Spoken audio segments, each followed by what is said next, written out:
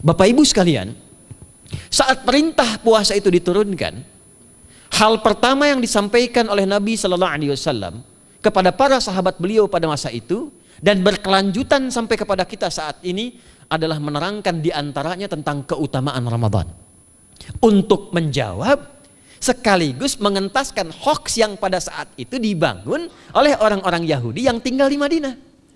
Jadi ketika mereka mengatakan orang Islam tuh nggak punya puasa, ikut kita.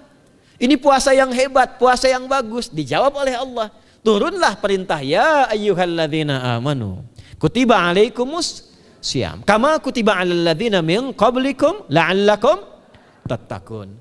Setelah itu apa yang terjadi? Buka Sahih Al-Bukhari, kitab yang ke-30, Kitabus Shaum, posisi hadis yang nomor yang kedua di topik ini, riwayat dari Talhah bin Ubaidillah radhiyallahu taala anhu qala Rasulullah sallallahu alaihi wasallam. Perhatikan, ini kalimat pertama yang disampaikan Nabi menyambut kewajiban puasa. As-siyamu junnatun fala yarfuth wala yajhal wa in imru'un qatalahu aw syatamahu falyaqul inni sha'imun marwataini. La khulufu famis sha'imi atyabu 'indallahi yaumal qiyamati min rihil miski yatruku ta'amahu wa syarabahu wa syahwatahu min ajli. Ini poinnya. As-siyamu li wa ana ajzi bihi wal hasanatu bi asyri amthaliha. Kata Nabi, puasa kita ini yang kita tunaikan spesial, beda dengan yang lainnya. Jadi ketika Yahudi mengatakan puasa kami ini puasa yang hebat, yang bagus, yang diikuti oleh umatnya Muhammad sallallahu alaihi wasallam, turun ayat, komentar Nabi pertama apa? Puasa kita kepada para sahabat, kepada kita semua, ini puasa yang spesial. As-siyamu. Lihat diksinya. Awas Pak ya, Ibu jangan salah baca. As-siyam, bukan asyab. As-siyam. Disebutkan 9 kali dalam Al-Quran. Ada as-saum, ada as-siyam, itu beda. Kalau saum, sekali disebutkan dalam Al-Quran, surah 19 ayat 26. Saum itu masih umum, kata umum untuk menunjuk kata imsak, menahan secara umum. Bisa berarti puasa yang ada ketentuan aturan, bisa berarti menahan secara singkat. Apa saja yang bersifat menahan, itu saum namanya. Contoh Sayyidah Maryam misalnya, beliau masih makan. Ya, ayat 24, 25 itu masih makan. Goyangkan pohon kurma, jatuh kurmanya, makan kurmanya. Mau minum, ambil airnya, minum. Masih makan, masih minum. Cuman diminta untuk saum. Apa saumnya? Inni nadhartu lirrahmani sauma falam ukallimal yauma insiya. Jangan bicara pada siapapun.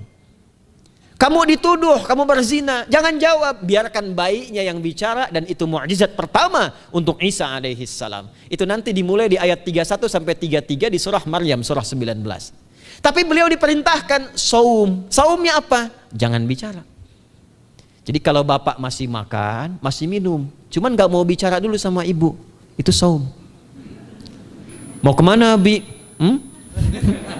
Kok gak jawab? Kenapa gak bicara? Sedang saum.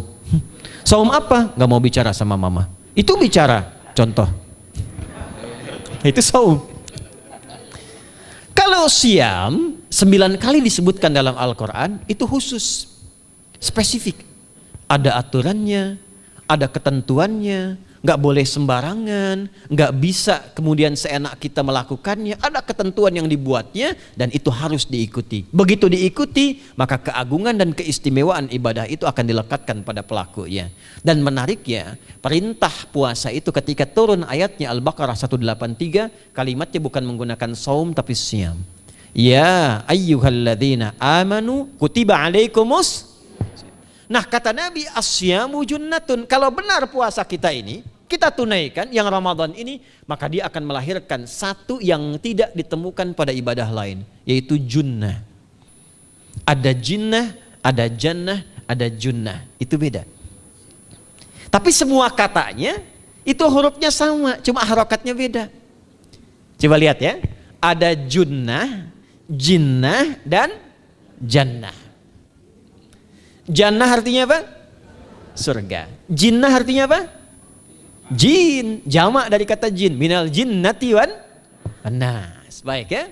Ada junnah. perisai. Itu ketiga-tiganya berasal dari huruf jim, nun, kemudian ta.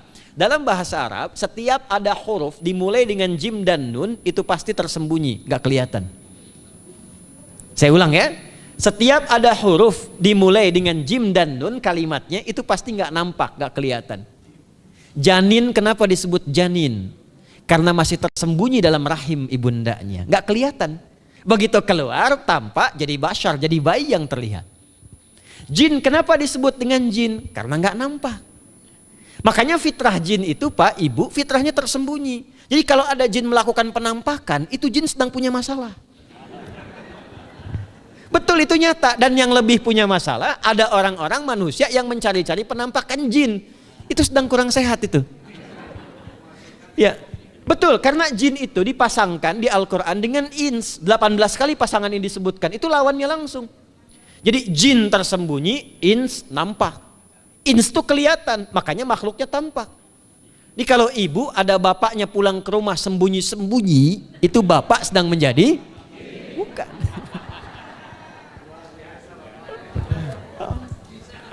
Kalau ibu sembunyi-sembunyi nyari dompet bapak, ibu sedang menjadi jin. Itu langsung pasangannya 3 itu. Ins itu seakar dari kata anisah, halus, lembut. Jin kasar, makanya disebut jin. Karena itu jarang ada orang kemasukan jin jadi lembut, tidak ada. Permisi mau ikut kajian sedang kemasukan jin, tidak. Kalau kata-katanya tidak meracau, tindakannya pasti kacau. Karena itu fitrah manusia itu pasti lembut. Kalau ada orang kasar, pasti ada yang salah dalam pergaulannya. Balik. Itu jin. Jannah, kenapa disebut jannah? Karena belum tampak sekarang. Makanya Nabi katakan mala ainun ra'at, nggak sama dengan yang seperti dilihat orang. Nggak kelihatan, nanti kesuksesan tertinggi yang belum tampak disebut dengan jannah karena belum tampak. Junnah itu perisai yang bisa langsung membentengi kita dari setan secara otomatis. Tapi nggak kelihatan. Karena itu kenapa ujung puasa disebut la'allakum tatakun itu dari kata takwa. Takwa itu dari kata wikoyah. Wikoyah itu artinya perisai. Nah, perisainya tidak tampak dalam diri kita. Tapi kalau terbiasa menunaikan ibadah puasa ini, kata Nabi, yang pertama kali akan terjadi pada orang yang puasanya benar, dia akan mendapatkan perlindungan berupa perisai dari Allah, hasil dari latihan puasanya yang dapat membentengi dia dari setan. Jadi ciri khas puasa Ramadan itu kalau sukses ditunaikan, itu akan terjauh dari godaan setan. Setan itu provokator yang memang hanya mengarahkan pada keburukan. Jadi dia nggak kenal benar. Lawannya malaikat. Malaikat nggak kenal salah, Pak. Nah, supaya terbentengi dari itu semua, kata Nabi SAW, kita itu dihadiahi sekarang oleh Allah. Satu ibadah yang kalau dilakukan ibadah itu akan mengakumulasi ibadah-ibadah yang lainnya, yang saat bersamaan dahsyatnya ibadah ini bisa menghadirkan junnah, perisai yang membentengi dari setan. Karena itu ketika dilakukan ibadahnya, saat yang bersamaan bisa ditahan maksiatnya, ditingkatkan amal solehnya. Setan kan ngajaknya pada yang salah kan? Malaikat ngajak pada yang soleh. Ramadan itu keutamaannya kalau sudah tiba Ramadan, itu selalu kita terdorong pada yang saleh dan tertahan untuk yang salah. Itu hebatnya puasa Ramadan. Kalau nggak percaya silahkan Pak Ibu sekalian. Cuman Ramadan yang saat datang waktunya bisa menghentikan orang berbuat maksiat. Gak percaya cek. Orang yang punya sifat marah semarah-marahnya, itu saat Ramadan bisa berhenti marah. Buka jam 6 kurang seperempat ada yang provokasi. Dia bisa tahan marah tuh, istrinya bingung, tumben Pak nggak marah, entar habis maghrib. Bisa ditahan. Orang dusta bisa nggak dusta. Dan saat yang bersamaan, teman-teman sekalian, Bapak Ibu, itu bisa terdorong berbuat meningkatkan amal soleh. Sekarang kita keluar dari sini, ada yang minta, belum tentu dikasih. Nanti Ramadan tiba, sudah nyatet berapa yatimnya, berapa du'afanya. Amal soleh naik. Sekarang ada orang ketinggalan sholat fardu terlambat masih biasa. Ramadan ketinggalan sunnah itu gelisah. Betapa ibu-ibu para pejuang yang sangat luar biasa itu berjuang memperebutkan saf pertama setelah maghrib untuk menaruh sejadah. Ah, ini pelakunya nih. Tapi itu hebat, Bu. Saya tanya ibu kalau berjuang naruh sejadah setelah maghrib atau bahkan sebelum maghrib, itu sejadah disimpan di saf itu untuk ngejar sholat apa? Tarawih, bukan isanya. Saya tanya pada ibu, tarawih itu hukumnya sunnah atau wajib? Sunnah. Ramadan tuh jangan kan yang fardu, ketinggalan sunnah bisa gelisah. Itulah Ramadan. Dan pada saat itulah ketika amal soleh dikerjakan, amal salah ditinggalkan, datanglah junnah, itu perisai yang mengikat setan. Itu yang dimaksudkan di hadis Muslim. Di topik yang ke-13 namanya Kitabus Syam. Hadis yang pertama dari sahabat Abu Hurairah. An Abi Hurairah radhiyallahu ta'ala anhu, anin Nabi sallallahu alaihi wasallam qala, "Idza jaa Ramadhanu." Redaksi yang pertama. Redaksi yang kedua yang bintang 3 di bawahnya. "Idza kana Ramadhanu." Redaksi ketiga yang bintang 4 di bawahnya. "Idza dakhala Ramadhanu." Muhammadiyah itu harus tahu dalil. Ya. Tahu dalil tuh, ya. Idza jaa Ramadhanu, idza kana Ramadhanu, idza dakhala Ramadhanu, futtihat abwabul jannati aw abwabur rahmati. Wa ghulliqat abwabun nari aw abwabu jahannam. Wa sulsilatis syayatinu aw sufidatis syayatin. Ini maknanya. Kalau Ramadan sudah tiba, kata Nabi, maka dibukakanlah pintu-pintu surga. Para ulama berbeda pendapat dalam tafsir tentang hadis ini. Pintu-pintu surga ada yang mengatakan real dibuka. Ada yang mengatakan dengan penafsiran metafor. Pintu surga itu pintunya lewat amalan. Ada 8 pintu surga kata Nabi dalam hadis yang lain, ya.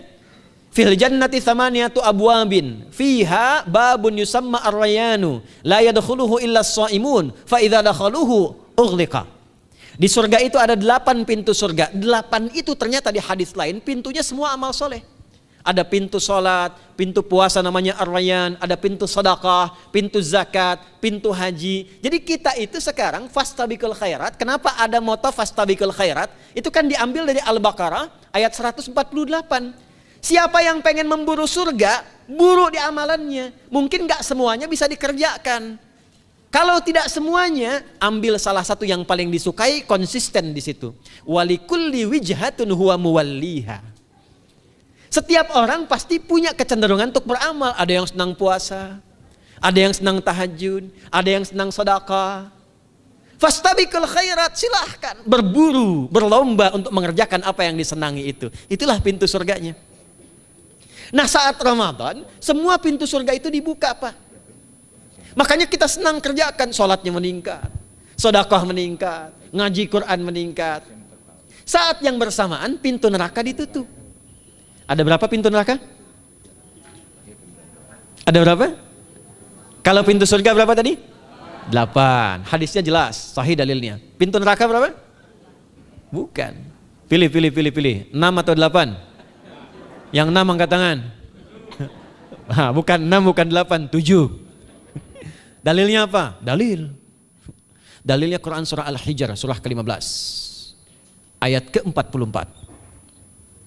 Surah ke-15 Al-Hijr ayat ke-44. Neraka ada 7 pintu. Dan dalam setiap pintunya nanti ada 19 malaikat yang menjaga. Alaiha tis'ata asyar. 7 pintu ini khusus Ramadan ditutup. Dan hati-hati, nama neraka itu ada 2 nanti. Neraka yang membakar, ini mungkin jadi baru informasinya bagi sementara orang. Neraka yang membakar dan neraka yang membekukan. Jadi ada 2 sifat. Saya ulang ya, neraka yang membakar dan neraka yang membekukan. Yang membakar disebut dengan Jahannam, yang membekukan disebut dengan Zamharir namanya. Zamharir. Jadi kalau ada orang masuk neraka, itu cuma 2 pilihannya, dibekukan atau dibakar. Jelas ya? Makanya kita dikasih pendahuluan, ada musim panas, musim dingin. Supaya merasakan, nih orang musim dingin nih pakai lapisan-lapisan baju. Musim panas cari pendingin. Kamu sekarang cari pendingin, kata Allah, di neraka nggak ada AC. Kamu sekarang pakai berlapis-lapis, di neraka beku. Jahannam itu nama apinya. Jadi nar yang membakar itu nama apinya Jahannam. Jahannam itu nama apinya. Untuk membedakan dengan api yang ada di dunia dan api yang bahan bakarnya jin dan setan saat diciptakan. Setan itu dicipta dari api. Ya, setan kan asalnya dari iblis. iblis dari jin. Setan Al-Baqarah ayat 36. Dari iblis Al-Baqarah 34. Iblis dari jin, Quran surah Al-Kahf ayat 50. Kana minal jinni fa fasaqa an amri rabbi. Jin dari api yang menyambar-nyambar, Quran surah 15 ayat 27. Wal janna khalaqnahu min naris samum. Karena narnya narus samum, maka apinya mesti beda. Karena itulah nanti nerakanya yang membakar disebut dengan jahannam. Pintunya 7, namanya banyak. Ada sa'ir, ada lava, ada neraka hutamah. 7 pintu, besarnya disebut dengan jahannam. Khusus Ramadan tutup. Ramadan tutup. Wasulsilati syayatin. Setan itu dibelenggu, diikat rapat. Bagi orang yang mau puasa benar. Awas hati-hati. Bagi orang yang mau puasa benar, karena itu kalimatnya asyamu junnatun. Kalau benar puasanya, metafornya amalan dia bisa mengikat setan. Tapi kalau puasanya nggak benar, tetap digoda juga. Makanya jangan heran, walaupun Ramadan tetap kotak infak ada yang hilang, sendal ada yang hilang. Karena puasanya bukan siam, puasanya saum. Sedangkan diksi Nabi yang mengatakan asyamu junnatun. Puasanya yang harus benar. Nanti kita belajar fikih setelah itu. Saya ingin pendahuluan dulu ya. Setelah itu apa yang kata Nabi katakan? Ini masih mukadimah ya kita ya. Ini luar biasa nih. Ya. Jadi keutamaan Ramadan itu dahsyatnya dengan puasa biasa. Kata Nabi, kalau orang benar puasanya, bebas dia dari setan. Bukan gak digoda, Allah kasih benteng sehingga setan gak tembus kepada dia. Itu satu. Itu keutamaan Ramadan. 2, teruskan dulu langsung ke ujung hadisnya saja ya. Kalau yang tadi nanti latihannya fala yarfus fala yajal, itu latihan. Yang kedua, Allah langsung yang mengatakan dalam hadis qudsinya, asyamu li wa ana ajzi bihi. Khusus Ramadan, kalau ditunaikan dengan benar, maka semua yang puasa itu aku langsung yang memberikan takaran pahalanya. Sekarang kita hitung-hitungan dikit ya. Bapak Ibu kan senang hitung. Tadi bangun aja kan dihitung kan. Ya, dapatnya sekian, berkurangnya sekian, ya usahanya sekian. Sekarang kita ngitung pahala nih. Ada rumus hitung pahala dalam Al-Quran. Ya, saya tanya sebentar. Kalau satu kita kerjakan ibadah, pahalanya berapa? 10. Dalil. Apa dalilnya? Quran surah ke-6 ayat 160. Man jaa baik bil hasanati falahu asyru amthaliha. Siapa yang melakukan satu perbuatan hasanah. Hasanah itu perbuatan baik yang bernilai pahala. Itu hasanah namanya. Pahalanya disebut ajrun namanya. Lahum ajrun ghairu mamnun. Jadi perbuatan baik yang bernilai pahala disebut apa? Hasanah. Ya, eksekusinya, implementasinya disebut amal soleh. Pahalanya, hitungannya disebut ajrun namanya. Jamaknya disebut dengan ujur. Di setiap poinnya disebut dengan ajrun namanya. Nah, orang yang mengerjakan perbuatan baik berpotensi punya nilai pahala, itu setiap perbuatan baiknya 10 kebaikan. Contoh kita sholat nih, sehari berapa waktu? 5. Berapa rakaat? 17. Al-Fatihahnya 18 atau 19 kali? 17 kali ya. Kalau 18 kali berarti subuhnya 3 rakaat. Nah, itu kan kalau kita buka hadis Muslim nomor hadis 162, saat Nabi dalam peristiwa setelah Isra itu ke Masjidil Aqsa, kemudian araja bina Jibril alaihissalam, Mi'raj, naik ke Sidratul Muntaha. Sidratul Muntahanya ada di surah An-Najm dari ayat 1 sampai 18-nya. Itu ketika menerima perintah salat pertama kali kan bukan 5, tapi 50. Turun kan Nabi kemudian ke langit ke-7, ketemu Nabi Ibrahim sedang senderan di Baitul Ma'mur, punggungnya senderan. Itu ada kisahnya di hadis Muslim nomor hadis 162. Kemudian turun lagi ke Nabi Musa.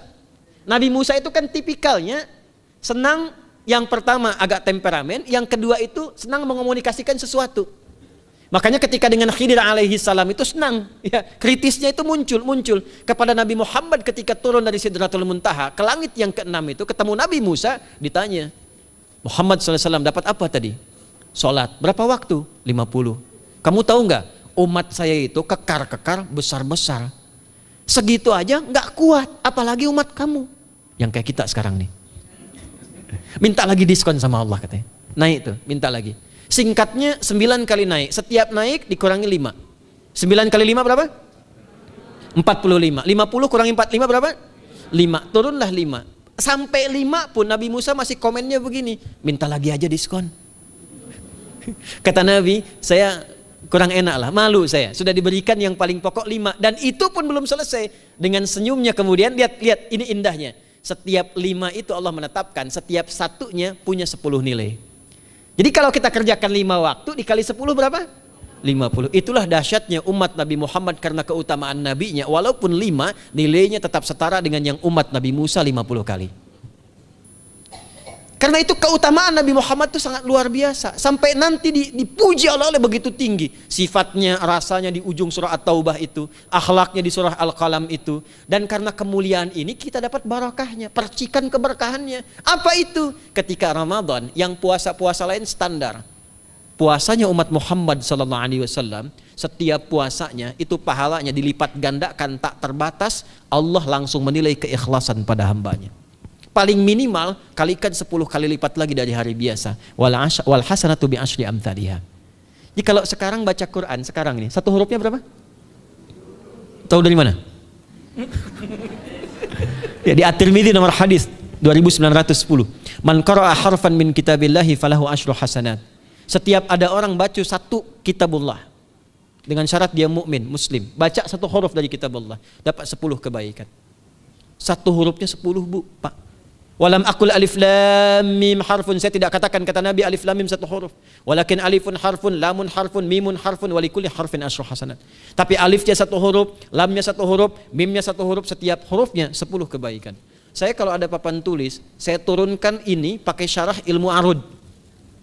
Itu dahsyat lagi. Arud itu menuliskan apa yang dikatakan, bukan menuliskan simbol yang ditunjukkan. Jadi kalau kita bilang alif, tulis alif. Dan alif itu kan ada 3 huruf, hamzah, lam, fa. Hamzah berapa huruf? Tulis lagi hamzah. Itu baca Quran kalau ikhlas, pahalanya berlipat. Paling standar satu hurufnya 10. Dan hampir nggak ada orang baca Quran cuman satu huruf. Nun. Udah dulu 10 lumayan. Nggak ada. Pasti banyak itu. Dan Ramadan lebih meningkat lagi. Dan dikalikan 10 lagi, itu paling standarnya satu huruf 100, Pak, Bu. Makanya Ramadan itu limpahan pahala. Rugi orang kalau nggak ibadah saat Ramadan itu. Nabi aja itu tadarusan Quran sekali khatam. Saat tahun meninggalnya 2 kali khatam untuk ngejar kemuliaan-kemuliaan contoh bagi kita. Itu Ramadan. Jadi ini yang pertama menjadikan kita mesti sadar Ramadan beda dengan bulan biasa. Maka disampaikan oleh Nabi yang pertama ada pelipat gandaan pahala. Yang kedua ada perisai yang bisa menjauhkan kita dari setan. Yang ketiga, saya tutup mukadimahnya. Yang ketiga, hanya Ramadan yang siang malam melahirkan ampunan Allah Subhanahu wa taala. Siang malam. Kita kalau mau nyari ampunan itu bisa kapanpun minta ampun. Tapi ada waktu-waktu yang sangat strategis dan tempat-tempat yang sangat efektif mempercepat mengabulkan doa. Contoh waktu misal sepertiga malam. Itu cepat terkabul doa, hadisnya qudsi. Di antara azan dan iqamah. Waktu singkat di waktu Jumat, ada yang menafsirkan antara duduk khutbah 1 dan 2, ada yang menafsirkan waktu asar menjelang ke maghrib. Dan itu nanti sepeninggal Nabi ada di antara istri Nabi SAW memburu waktu singkat yang luar biasa ini untuk berdoa. Hafal doanya ya. Allahumma kfina bihalalika an haramik wa aghdina bi ta'atika an ma'siyatik wa bi fadlika amman siwak. Itu dibiasakan di hari Jumat dibacakan. Ya, hafal nggak? Nanti diputar lagi videonya ya, kan ini kita sampai ini lihat lagi. Ya, kembalikan. Ada yang sifatnya tempat. Mihrab itu mustajab. Makanya kenapa imam itu di mihrab? Karena mewakili makmum untuk berdoa. Karena itu pilih imam yang betul-betul paham fikih salat. Bagus bacaannya dan ngerti fikih salat supaya dia sebelum salat melihat ke belakang. Itu bukan cuma merapatkan barisan, tidak, untuk melihat siapa yang salat. Apakah tahan berdiri lama kalau dibacakan bacaan panjang? Atau ada yang buru-buru. Lalu bacaannya apa yang sesuai untuk makmumnya? Itu fikihnya. Karena itu tempatnya di mihrab. Dan mihrab itu viral, tempat yang cepat mengabulkan doa. Maryam itu punya mihrab. Nabi Zakaria saat minta keturunan, itu mohon kepada Allah di mihrabnya Maryam. Ali Imran ayat 38-39. Hunalika da'a Zakaria rabbah, qala rabbi habli min ladunka dzurriyyatan thayyibah, innaka sami'ud du'a. Fanadatul malaikatu wa huwa qa'imun yusalli fil mihrab. Cepat terkabul doa. Masjid cepat terkabul doa. Tapi Ramadan itu menggabungkan semuanya. Enggak usah tunggu sepertiga malam. Siangnya diampuni, malamnya diampuni. Apa dalilnya? Untuk malam lekat dengan ibadah qiyam namanya. Man qama ramadhana imanan wahtisaban ghufira lahu ma taqaddama min. Siapa yang mampu menghidupkan Ramadan di malam harinya. Dan jangan salah Bapak Ibu sekalian, awas jangan salah ya. Ramadan itu satu paket ibadahnya. Bukan cuma puasa. Ramadan satu paket, ada paket siang, ada paket malam. Dan gak ada paket hemat. Full. Ada siang, ada malam. Dan itu semua sama, cuman beda satu huruf. Hadisnya sama, ibadahnya juga diksinya sama, cuman beda sehuruf. Malamnya qiyam, siangnya siam. Awas ya, malamnya apa? Qiyam, siangnya apa? Siam. Cuman beda satu huruf. Dan itu satu paket. Jadi kalau Anda tertinggal, jangan Anda lah, jangan kita. Kalau ada orang yang tidak mengerjakan semalam misalnya qiyamnya, cuman siamnya, sah puasanya, benar sesuai rukun, sah. Cuman tidak sempurna keutamaan Ramadannya. Karena itu Allah mengatakan kalau sedang puasa, sempurnakan dengan ibadah malamnya. Itu ada di Al-Baqarah ayat 187. Tsumma atimmus syiyama ilal lail. Muqaddimatul lail, maghribnya untuk puasa, lail atasnya untuk qiyam. Orang yang mampu menghidupkan ibadah malam, jangan salah ya, nanti kita mulai puasa, insya Allah yang pertama dimulai ibadah malam, qiyam, bukan siam. Jadi jangan terlampau soleh, puasanya nanti nunggu fajar. Malam itu qiyam. Nah qiyam ini ada potensi ampunan dosa Pak Bu. Jadi kalau kita manfaatkan ibadah ini dengan benar, misal ya kita kan nggak tahu ajal nih, tiba kemudian kita manfaatkan qiyam bangun, ditunaikan dengan benar, itu Masya Allah. Meninggal misal dalam sujud, itu jaminannya, ghufira lahu ma taqaddama min dzambi. Siapa yang benar ibadah qiyamnya, sampai detik itu, ditunaikan karena imannya, ikhlas karena Allah, saat bersamaan dia introspeksi diri, begitu dia tunaikan, misal dia meninggal, misal saja, semua dosa-dosa yang pernah dia tunaikan diampuni pada saat itu. Ma itu tanpa batas. Ma taqaddama min dzambi, ma semua yang pernah dia kerjakan dalam hidupnya. Karena itu viral. Sayyidah Aisyah itu pernah minta petunjuk pada Nabi di hadis Muslim. Bertanya pada Rasulullah, ya Rasulullah, kalau malamnya saya pengen ibadah dan qadar Allah bertepatan dengan malam Al-Qadar, apa yang saya minta?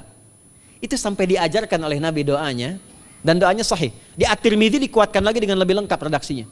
Kata Nabi, kalau engkau bersamaan dengan itu malam hari bangun, bersamaan, faquli, katakanlah, Allahumma innaka afuwun karim tuhibbul afwa fa'fu anni. Nanti di hadis yang Muslim, Allahumma innaka afuwun, di At-Tirmidzi ada kata karimnya, innaka afuwun karim tuhibbul afwa fa'fu anni. Itu malam Bu. Biasanya nunggu sepertiga malam, waktu sahar. Ya, jadi waktu sahar itu waktu singkat menjelang fajar. Kalau subuh sekarang 4:08, itu kira-kira sahar tuh jam setengah 4 lah, ya 3:30 sampai jam 4 itu namanya sahar, bukan lail. Kalau lail dari ba'da isya sampai sahar. Sekarang isya setengah 8 misalnya, jam 8 tuh sampai setengah 4 namanya lail. Jelas ya? Lail tuh malam, jamaknya layali, turunannya lela, lili, lala itu malam. Ya, ibu leli, ibu malam-malam gitu ya. Gitu. Nah itu waktu menjelang fajar setelah lail sahar, jamaknya ashar. Ashar itu disampaikan di Al-Quran waktu terbaik untuk istighfar. Quran surah 51 ayat 18. Wabil ashari hum yastaghfirun. Yang biasa istighfar berpeluang dapat ridho Allah dan disiapkan surga terbaik melebihi kemewahan dunia. Itu ada di ayat ke-16, 17, 18. Ya, dari ayat 15-nya, 16-nya, 17-nya adalah untuk yang saharnya, 16-nya itu kalimatnya. Ya, 16-nya yang dengan mengatakan Rabbana amanna faghfir lana dzunubana wa qina adzabannar. Ayat 17-nya as-sabirina was-sadiqina wal qanitina wal munfiqina wal mustaghfirina bil ashar. Itu hari biasa seperti sekarang. Ramadan dari ba'da isya sampai terus lagi sampai masuk waktu fajar, siangnya pun masih ada ampunan Allah. Man shoma ramadhana imanan wahtisaban ghufira lahu ma taqaddama min. Saya tanya sekarang, siapa yang enggak punya dosa boleh angkat tangan? Yang dosanya banyak boleh angkat tangan. Tuh, saking banyaknya kita nggak bisa ngangkat. Sekarang rubah kalimatnya. Yang ingin masuk surga angkat tangan. Insya Allah. Yang ingin surga Firdaus angkat tangan. Tuh. Maka ironi itu tampak dalam perilaku kita. pengen ke surga, tingkatan Firdaus, tapi ngaku dosa banyak. Itu dia. Maka Allah punya sifat Rahman dan Rahim. Rahman untuk dunia, Rahim untuk akhirat. Maka diberikanlah kesempatan Ramadan untuk menggugurkan semua dosa itu. Karena itulah Bapak Ibu sekalian, penting kita menyiapkan, karena nunggu Ramadan itu nggak mudah. Dan nggak semua orang itu akan sampai kepada momen yang dimaksudkan. Karena itulah malaikat Jibril itu langsung komen. Ya, jadi ada dua riwayat nih, Nabi yang berdoa, malaikat yang mengaminkan, ada malaikat yang berdoa, Nabi yang mengaminkan. Jadi Nabi akan naik memberikan tausiah di mimbarnya. Mimbar Nabi itu ada 3 gundakan. Begitu naik ke gundakan pertama, ada 3 gundakan. Lalu tibalah kemudian beliau bersabda. Ada riwayat Nabi yang berkata, malaikat mengaminkan. Ada riwayat sebaliknya, malaikat yang berkata, Nabi mengaminkan. Raghima'an forajulin. Awas, hati-hati nih. Raghima'an forajulin. Liman adraka ramadhana falam yughfar lahu. Terhina di hadapan Allah Subhanahu wa taala. Kotor dirinya. Bu'dan, jauh dari rahmat Allah. Liman adraka ramadhana, siapa yang sudah disampaikan ke bulan Ramadan falam yughfar lahu, tapi tak mampu mendapat ampunan Allah Subhanahu wa taala. Karena itulah saya ingin cepat. Satu, kenapa Ramadan istimewa? Karena ada ampunan Allah yang sangat luar biasa. Kenapa Ramadan istimewa? Karena ada pelipat gandaan pahala. Kenapa Ramadan istimewa? Karena ada peluang untuk menjauhkan dari setan. Dan yang terakhir, Ramadan istimewa karena semua waktu siang dan malam mempercepat terkabulnya doa. Itu yang dijamin di ayat 186 dalam rangkaian ayat Siyam dari ayat 183 sampai 187. Ayat 186-nya khusus untuk mempercepat terkabulnya doa. Wa idza sa'alaka 'ibadi 'anni fa inni qarib. Ujibu da'watad da'i idza da'an. Falyastajibu wal yu'minu bi la'allahum yarshudun. Tafsirnya apa? Hadis Nabi sallallahu alaihi wasallam. Thalathatun la turaddu da'watuhum. Al-imamul 'adil was-sha'ima hatta yuftira. Wa da'watul mazlum. 3 golongan yang doanya sulit sekali ditolak. Yang pertama imam yang adil, yang kedua adalah orang puasa sampai berbuka, dan ketiga doa orang yang terzalimi. Jadi kalau Bapak Ibu pengen cepat dikabulkan doanya secepat kilat, maka jadilah pemimpin yang adil. Kalau belum mampu, latihan puasa. Kalau belum mampu lagi, banyak-banyak terzalimi dan berdoa. Ya.